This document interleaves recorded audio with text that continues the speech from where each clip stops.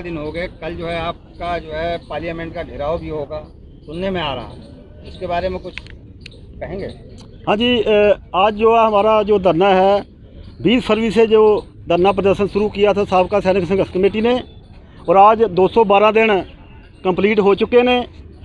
और इसके बीच में 20 फरवरी से लेकर अभी तक बहुत तरह तरह के एक्शन हुए। मेमोरेंडम दिए गए डीसीओ को, राज्यसभा मेंबरों को, एमपीओ को, तहसीलदारों को, और संख्या बल भी दिखाया गया 23 जुलाई को।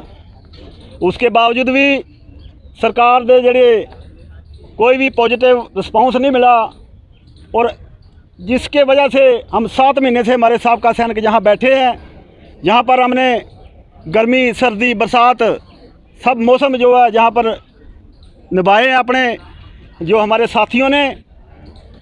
और अभी 7 महीने होने के बावजूद भी सरकार ने हमारी कोई भी जो है अभी तक सरकार की तरफ से कोई पॉजिटिव रिस्पांस नहीं आया है। हमने मेमोरेंडम ऑलरेडी दे चुके हैं क्या क्या हमारी मांगें हैं, लेकिन अभी हमारी केवल एक ही मांग है कि 3 रिटायर जजों की कमेटी बनाई जाए और वो कमेटी निर्णय ले, उसको टाइम बाउंड किया जाए। 3 महीने के बीच में सरकार को रिपोर्ट सौंपे, वो कमेटी जो हमारे जेसीओ जवानों का पक्ष सुने।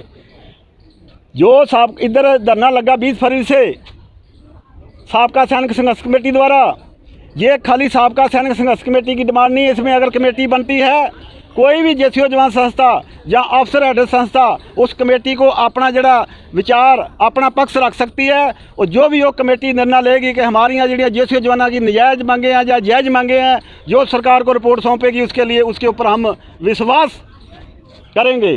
फिर प्रधानमंत्री से लेकर राष्ट्रपति तक आप लोगों ने ज्ञापन सौंपा है, वहाँ से कोई जवाब अभी तक नहीं आया है। 212-13 दिन आज हो चुके हैं। कल की बड़ी कॉल आपने की है, क्या लगता है आपको कि कल वाली जो कॉल है उसमें उसकी जो आवाज़ है वो कहाँ तक पहुँचेगी? देखिए, हमारी जो साबका सैनिक संघर्ष कमेटी है 10-12 साल से संघर्ष कर रही है जेसीओ जवानों के लिए, और पूरे देश को जागरूक किया अपनी हक्की मांगों के लिए।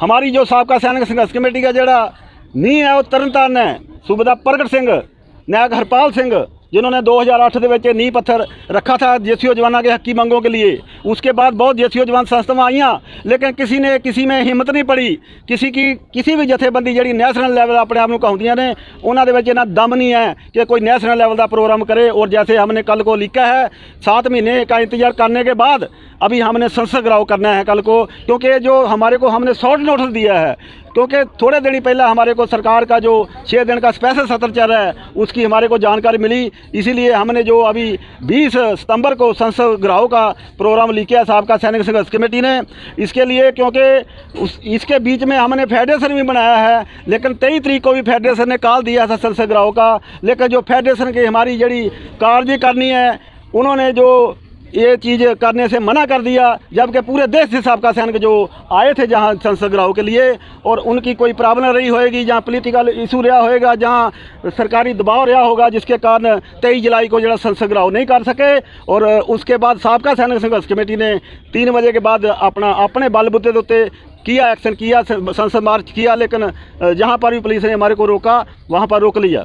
अभी क्या वो एक ट्रेलर था, अभी जो 20 सितंबर का है, हमने साबका सैनिक संघर्ष कमेटी ने, क्योंकि FBA जो है वो 130-40 संस्थावां जड़ियाँ पूरे देश दियाँ कोने तो उन्होंने एक समूह है, और वो सहमति नहीं बन पाई, जिसकी वजह से साबका सैनिक संघर्ष कमेटी ने अपने बलबूते उत्ते अपने लैटर हेड उत्ते प्रोग्राम लिखा है। जैसे कि 20 फरवरी को हमारे को पूरे देश ने साथ दिया, ऐसे हम उम्मीद करते हैं कि हमारे को पूरा देश साथ देगा, क्योंकि संघर्ष की जननी जड़ी है वो साबका सैनिक संघर्ष कमेटी है। घोषाल सर, जिस तरह से आप 20 फरवरी से लेके जंतर मंतर पे डटे रहे और यहाँ से इतने उपज कर दिया संस्थाओं की, कई अलग अलग फाउंडेशन बन गई, आप लोग, आपकी देन है। आज वो आपके साथ नहीं है, आप क्या अकेला महसूस कर रहे हैं? कोई बात नहीं सर, अगर हम इस चीज़ का अपने गौरव महसूस कर रहे हैं कि हमने पूरे देश को जगाया, पाए वो तरह तरह की रैलियाँ कर रहे हैं, अलग तौर पर कर रहे हैं, 20 फरवरी धरने का नाम लेके ही कर रहे हैं।